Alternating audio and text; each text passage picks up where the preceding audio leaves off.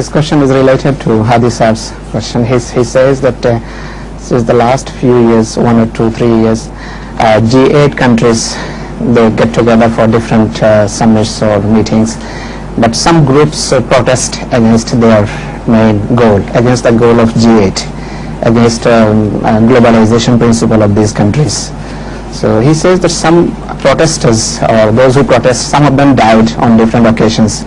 So protesters. Some protesters died during their protest, but their death was not for their own motive or for any of their worldly gain. That was absolutely for the purpose of for federal countries. So how will you judge their death? They were not shaheed. It was for worldly purpose, in which people have to give their sacrifices in great wars.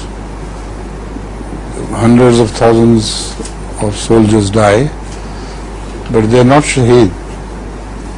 They do it for the sake of a worldly purpose. So same is the case with them.